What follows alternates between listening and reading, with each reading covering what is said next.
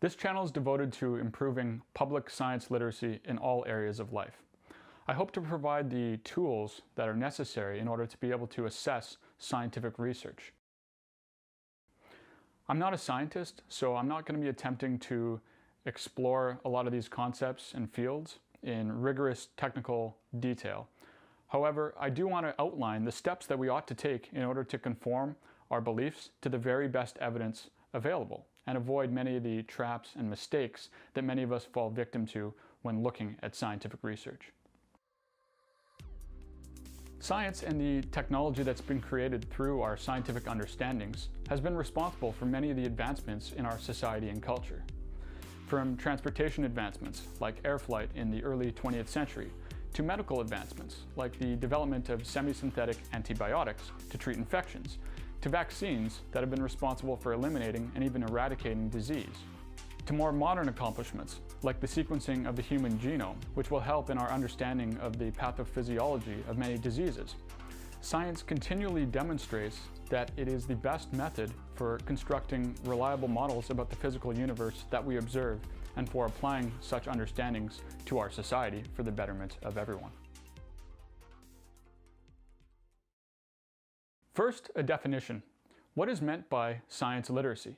The National Academy of Sciences defines it as the knowledge and understanding of scientific concepts and processes required for personal decision-making, participation in civic and cultural affairs, and economic productivity. Science literacy doesn't just entail the ability to memorize facts, but it's really a way of thinking, one in which we are skeptical, in which we demand good quality evidence to base our beliefs upon, and which we understand the methodology by which scientific knowledge advances. This doesn't mean that we need to attain expert status on any given field that we're looking into, but simply that we understand the processes by which science is done. In this sense, science literacy is not only a luxury in our increasingly complex world, but a necessity, one that directly relates to public health. Can you imagine what your life would be like if you ignored all the fruits of scientific discovery? Or if society stifled the implementations of many of these technologies that could improve all of our lives? Unfortunately, this is the predicament we sort of face in our society today.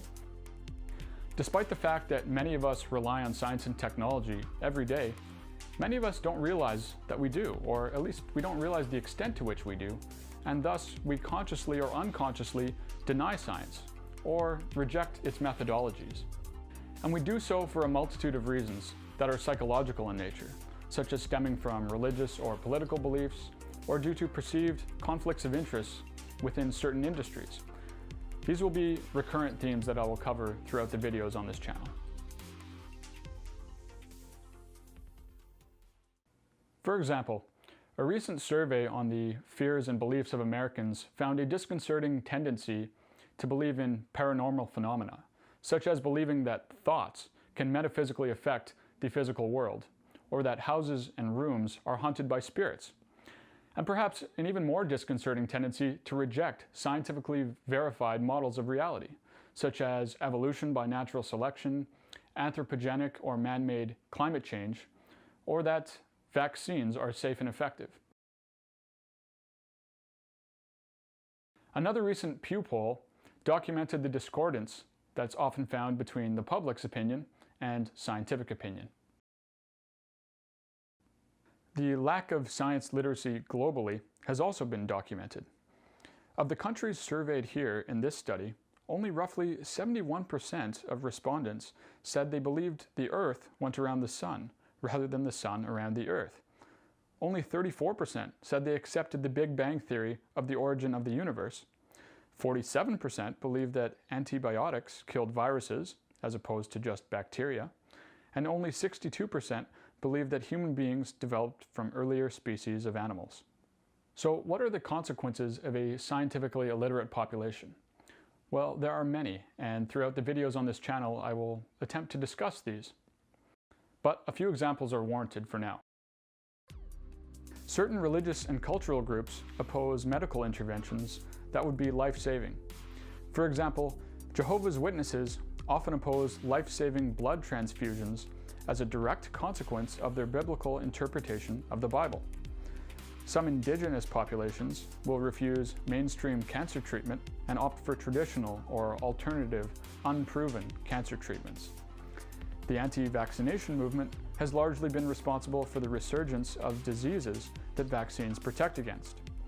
And opponents of biotechnology retard social progress in the effort to improve the sustainability and efficiency of our agricultural practices. It is my hope to empower you with the critical thinking skills necessary to evaluate scientific claims and immunize yourself from accepting unsupported ones. I hope you find the videos in this channel useful. Thanks for watching.